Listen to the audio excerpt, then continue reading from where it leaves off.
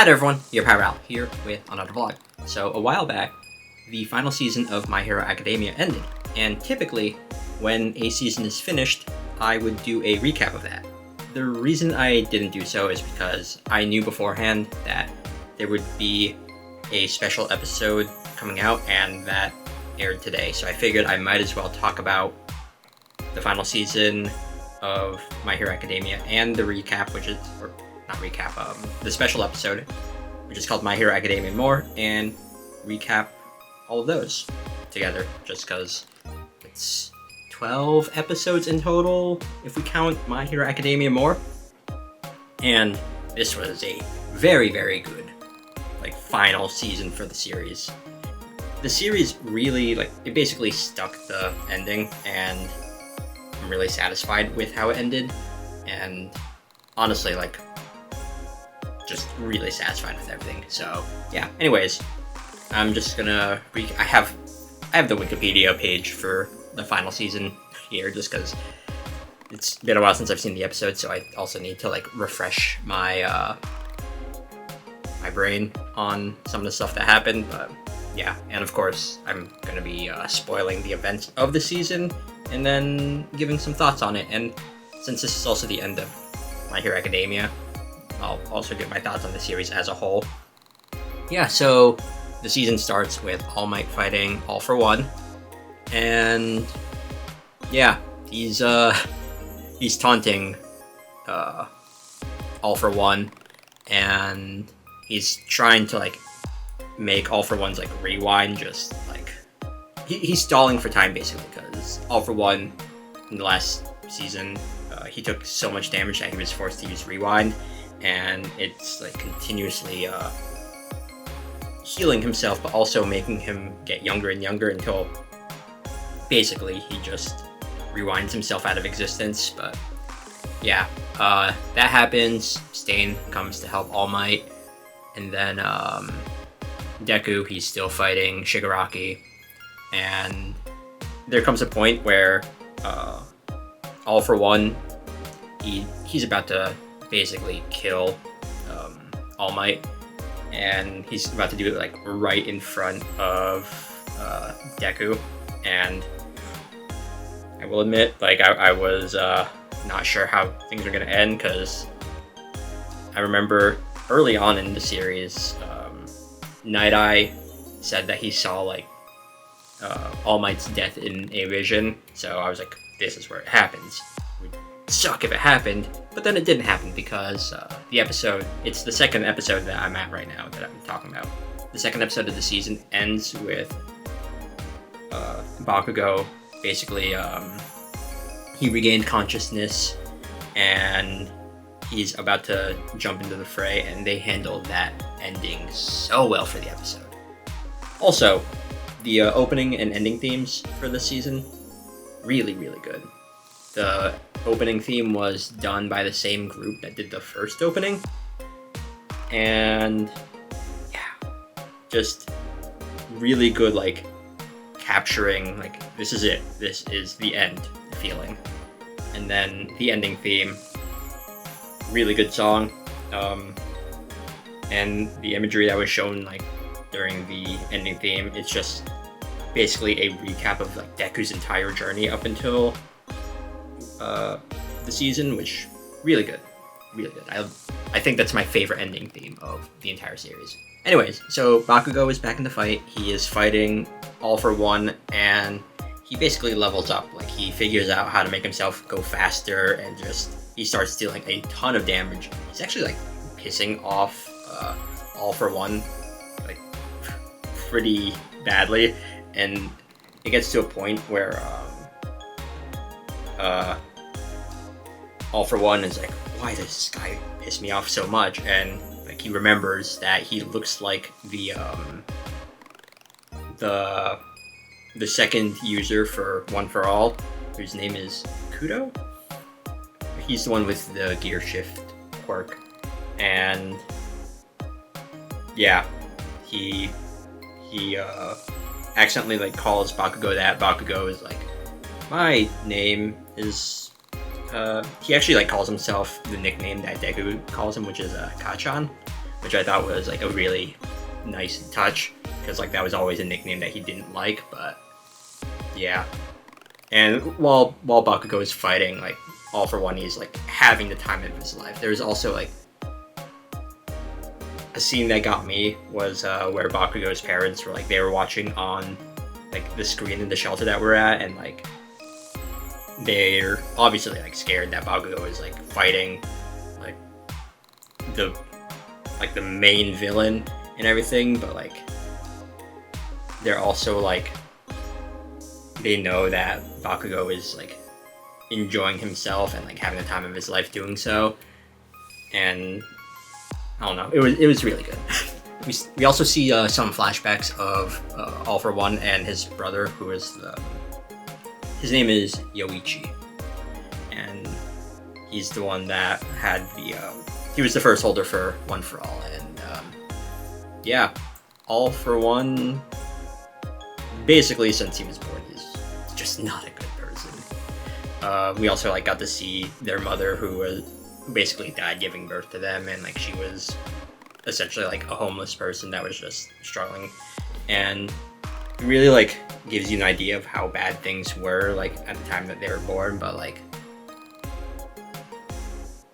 All For One's brother was still like just a really good person. And yeah, there's one scene where Yoichi is reading a comic and he's admiring the heroes in the comic, and then All For One, he ends up like admiring the villain in the comic, and like that's where like his whole like personality stems from. I mean, aside from the fact that like his personality was always just pretty bad in general, but like yeah, he decides to model himself after just becoming like a very like just all-powerful villain. But yeah, he also, All For One, apparently like killed the first person in recorded history that had a quirk, just because he could. And then amidst all that, like this is happening, like these series of flashbacks are happening while Bakugo is fighting All For One and just rewinding, and it gets to the point where All For One, he's basically about to die, and he's like, he tries to kill Bakugo like when All For One is like a baby. He shoots like a little bone thing out of his mouth.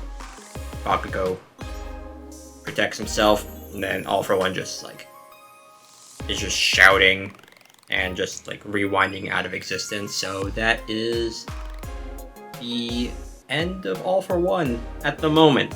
He comes back. But yeah. So with that done, we go back to Deku and Shigaraki fighting. Shigaraki steals the Danger Sense quirk that is stored in One For All, so that makes him a little bit more difficult to handle, and Deku is still trying to reach out to Shigaraki. It gets to a point when they're fighting where Deku realizes that in order to reach out to Shigaraki, he needs to transfer One For All to Shigaraki. That way, like, the souls of the people that are inside, like, All For One, like, they could break down the barriers that are inside Shigaraki's psyche, so Deku can reach out to him. And, I mean, in a way, I could see, like, how he came to that conclusion, but, like, I was in denial at first when I saw that, because, like, no way Deku's gonna give up, like, his quirk, but it makes sense, like, in a full circle kind of moment that he would do so and end the series being quirkless. But yeah, so in order to reach out to Shigaraki, like, Deku is basically sending the different quirks of One For All and the souls of the people that had those quirks, like, one by one to Shigaraki, and he's losing access to those quirks as he does so, and in doing so, like, he's able to go into Shigaraki's mind and start seeing his memories, and we get to see more of Shigaraki's backstory, like how Shigaraki's dad was basically manipulated by All For One, like even like this far back, and like that's why Shigaraki's dad like hated his mom, abused his son, and yeah, it all comes back to All For One just being a piece of work. And like when we get to that point in Shigaraki's memories, that's when like All For One comes back. Like the piece of him that's in Shigaraki like takes over, and he basically like has full control of Shigaraki's body. Yeah, he came back. So he is a problem. Actually, when All For One ends up taking control of Shigaraki's body, he ends up decaying both of Deku's arms, but then through shenanigans, Aizawa ends up like showing up and bringing Aries Horn to rewind Deku's arms being decayed, so he has both of his arms back. It was they got me there for a second because I thought like he was gonna end the series with no quirk and no arms, but just no quirk, because yeah, he ends up transferring all of his quirk to again Shigaraki / All For One. So we're basically at the very end of the final battle. So like Deku, he has basically the embers of One For All left, and he's up against Shigaraki / All For One. Really All For One at this point. And the class that he's in, the 1A students, they end up getting warped into the battlefield, and they actually end up like assisting Deku, which got chills during this. But yeah, Deku goes in for one final attack against All For One. All the students, all of his classmates are helping him. It's all the ones that are like able to, because like Uraraka is still like recovering elsewhere from the end of her fight with Toga. Bakugo, I think he shows up because Kurogiri tries to protect All For One, but then Bakugo shows up to stop him. But yeah, Deku, he's being cheered on by like all of his classmates, all of the people that are watching, and there's a scene where like All Might, he's off elsewhere, like recalling how ever since like he saw Deku running like to action to save Bakugo with the first season, like that is what inspired All Might, and like, he calls Deku his greatest hero. Loved it. All set to use Ron. And then in the shelter that Deku's mom is in, like they recreate the scene of Deku running from the first season to help save Bakugo, like with Deku's mom, and she's cheering him on, and that was really, really good.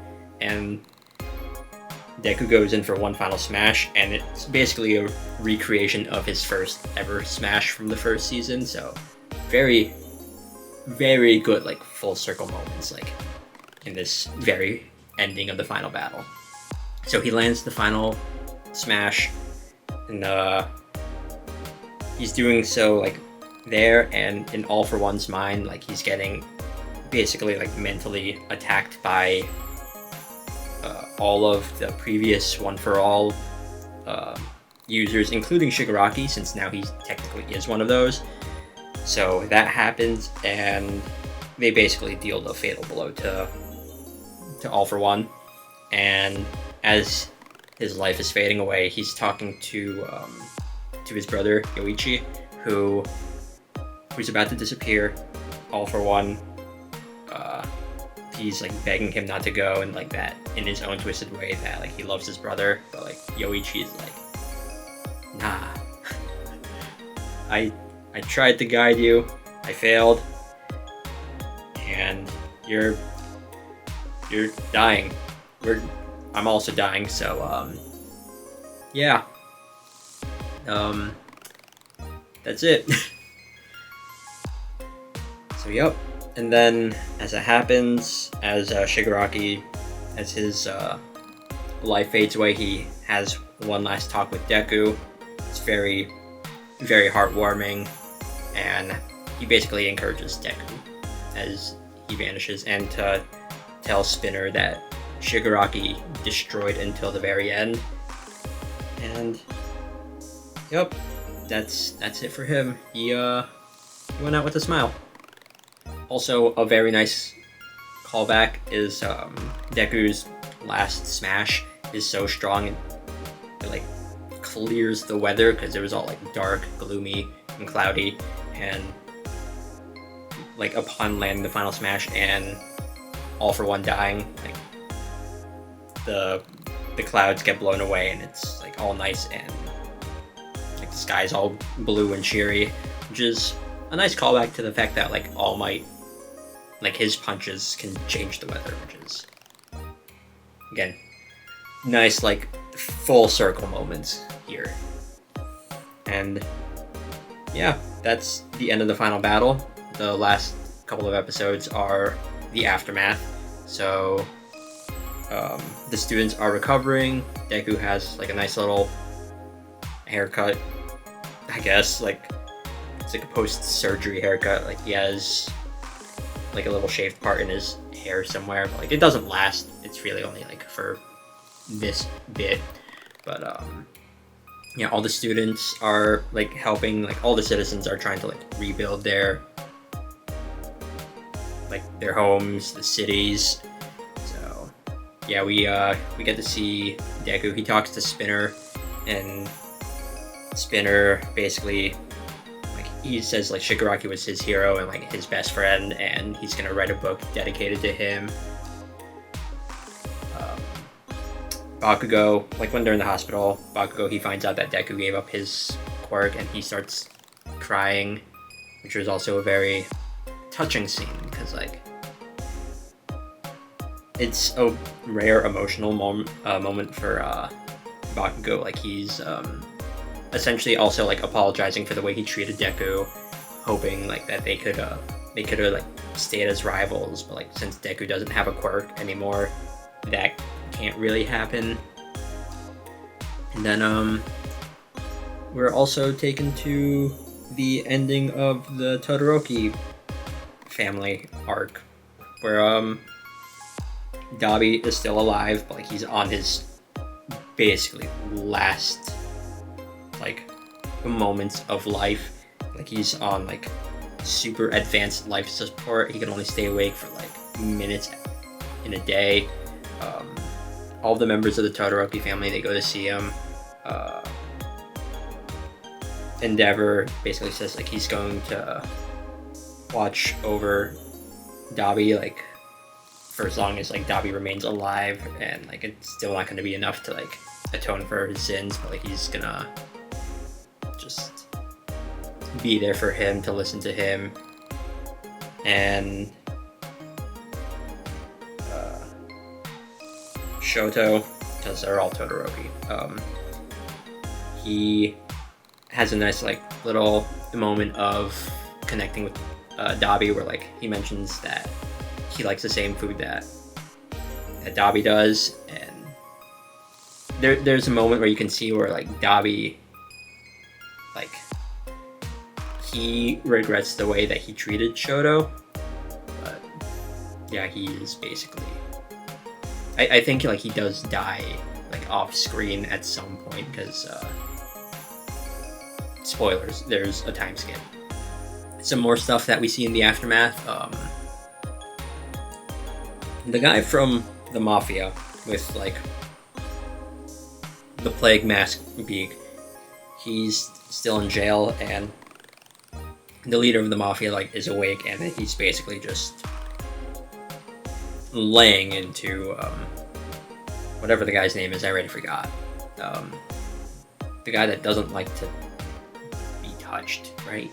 I just remember like the mask beak, and he had the bullets that erased quirks that used like Ares power. What is his name? Wikipedia, tell me. Shisaki. Yeah. Anyways, the last like part of this aftermath is Uraraka is she's basically like regretting that like Toga died throughout all this, saying that she wishes she could have done something to help her, and Deku like they're having like a little moment, and like Deku says like he relates to how she feels, because like he wishes he could have done the same for Shigaraki. And there's a really nice scene where like Deku calls her like his greatest hero, which really good moment. And then the rest of the class like show up in this to also comfort Uraraka, and that's how the other students find out that Deku no longer has his quirk. Like the embers are basically like running out at this point. And yeah, the episode ends with this boy, like this is the second to last episode of the season proper. The episode ends with a boy that was basically like abandoned by his family because of his quirk, basically a mirror to Shigaraki's situation. And then the final episode of the season ends with this boy just wondering like why he has to suffer while everyone else is happy, and then this old lady that didn't help Shigaraki as a kid when he probably could have like used a helping hand, like she goes to help him, and it just shows that like society is, I guess, moving forward with like helping people in need, preventing villains like Shigaraki from happening again. And then yeah, we time skip to 8 years later, which this is the part of me that wishes that I got into My Hero Academia like a year before I did, because I got into it in 2019. If I got into it in 2018, it would have been so fitting, because it ended in 2020. Actually, it ended 2025, like the very end of the year, so never mind. I think it's because My Hero Academia more came out in 2026, which takes place during the time skip, but during the time skip, Deku is now a teacher at UA. We see that kid. He's now a student, and I think he's one of Deku's students. Koda is also one of his students as well. He's the kid from season 3 that was in like the camp arc with Muscular. But yeah, Deku is now teaching. He's basically helping raise the next generation of heroes. And there's another full circle moment here where he is he's outside, and there's like he meets a kid, and he basically has like the same moment that All Might had for him, where like he encourages the kid that he can be a hero as well. He's like, you too can be a hero. And yeah, full circle moment. Love that this is all coming together. And also in the time skip, we learned some things like Bakugo is a hero. Buff Lucas, as I've been calling him, is the #1 hero, which pretty cool. And then the episode gets to like a fake the end screen after like Deku tells this kid that he can be a hero, and like Deku's like narrating, and then All Might like smashes like the fake ending words that show up, and he has a gift for Deku, which love this moment. So the gift that he has for Deku is it's a suitcase, and he says that as quirks evolve, so too does technology, and it's basically the suitcase is an upgraded version of the suit that All Might was using, and he gives it to Deku. He basically uses the words that he gave to Deku before when he gave him the the one for all quirk, was like, this too is power that you earned with your own effort or something along those lines. And like the suit was a contribution by all of Deku's former classmates, especially Bakugo. They had to make note of that. And yeah, Deku now has the suit. All Might like encourages him, even without your quirk, like you still find yourself running to help others. And then that's when Deku like tries on the suit. He gets like the little gauntlet, and he has like a smile on his face, and then he can become a hero again. Super cool scene. Loved that moment. And the episode ends, and the season ends with Deku joining the rest of the former Class 1A students to do some hero work. And yeah, it ends with all of them like just jumping, flying like off into the sunset. We also like during the credits of the final episode, we find out like what the Class 1A students have been up to. Of note, I believe Bakugo, his hero ranking has plummeted. Mineta, when he went independent, just did nothing. Earphone Girl and Lightning Boy, names I can't remember. Their agencies are next to each other. Ida is he's working with his brother. Uraraka and Froppy. What's her name? Frog Girl. They're doing quirk counseling, which I find like very, very fitting for Uraraka's character, because like Toga, her quirk could have helped society if she went down a different path. So like I think like she's like that's her motivation, like to help others with quirks like that, and like to help guide people. Shinso and Dark Crow, man, there's so many students. They work together, which is pretty cool. And I can't remember, like there's so many of them.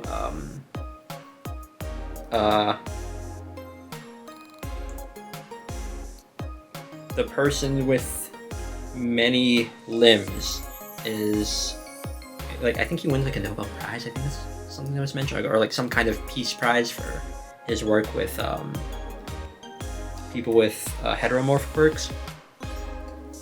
But yeah, it's just a lot of like nice little moments, like seeing what the Class 1A students were up to. And that's the end of the season. And yesterday was when My Hero Academia More came out, which just was like one last thing to wrap up the series. It continues on like from the time skip. Uraraka, she's been having dreams of Toga. Deku, I believe, is like now the 4th ranked hero. Bakugo is either below him or like super below him. Bakugo has a car now. He's like, it's a new, really nice car, and he's really into keeping it clean. That's something that I just remember sticking out. Like all the Class 1A students, they get together like at a restaurant to just like chat and talk. And one particular fun moment that I really, really enjoyed was like they got together because they were celebrating Shoto becoming the number 2 hero. But a particular moment I really liked is Shoto. He's basically saying like he's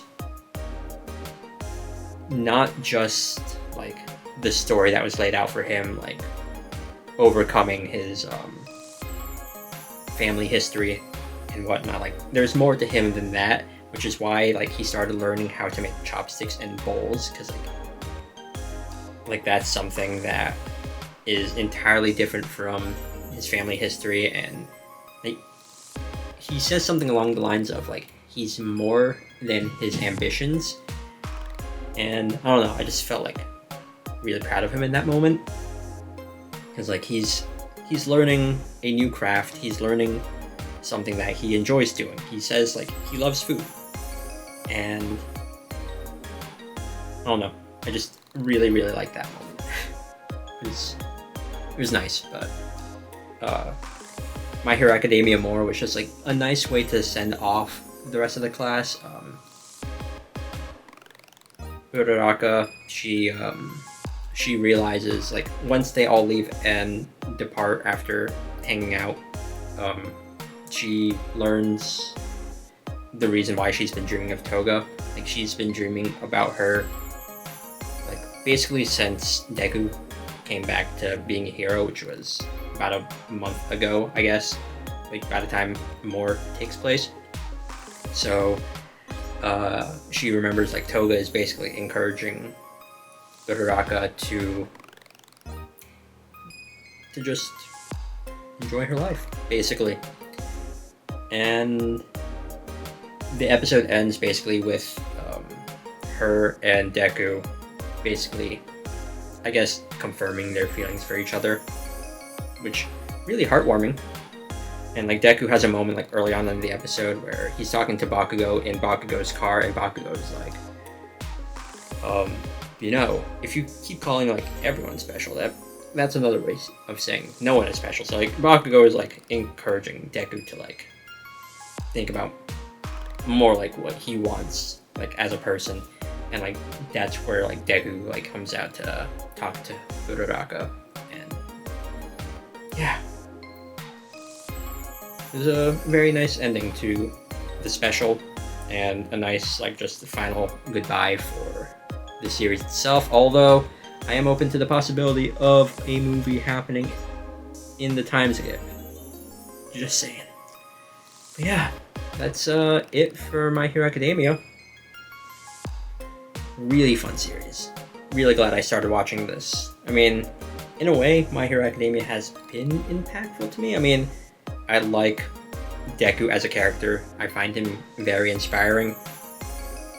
But also, the series is what got me into exercising. When I first saw like the training montage Deku was doing at the very beginning with All Might before he inherited his quirk, like that's what got me into exercising. And I mean, sure, there have been like some moments in the series that I felt like weren't as good as others, but at the very least, the final season, I'd probably say, was the best season in my opinion. I'm really attached to a lot of the cast. At some point, I'm probably going to rewatch the series. And now that I'm finished with this, I think now, at some point in the future, I'm going to start Vigilantes, because that's a spin-off series set in the same universe. I think it's a prequel spin-off. So, yeah. That could be a thing, but overall, I really enjoyed My Hero Academia. One of the more favorite series that I've watched. And, I mean, my memories of earlier seasons are pretty fuzzy just because it's been a while, but when I do rewatch it, it's just going to be all at once. So, yeah, it'll be nice to eventually refresh myself on that, but yeah, it was a nice series. Anyways, feel free to talk about the series or like the season in particular if you want. Don't talk about Vigilantes just yet, just because I haven't watched it and I don't want to be spoiled on things that happen in it. But yeah,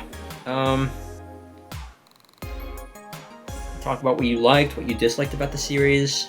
Feel free to just talk about whatever, or your favorite character, least favorite character. Again, now that the series is done, you are free to talk about like any aspect.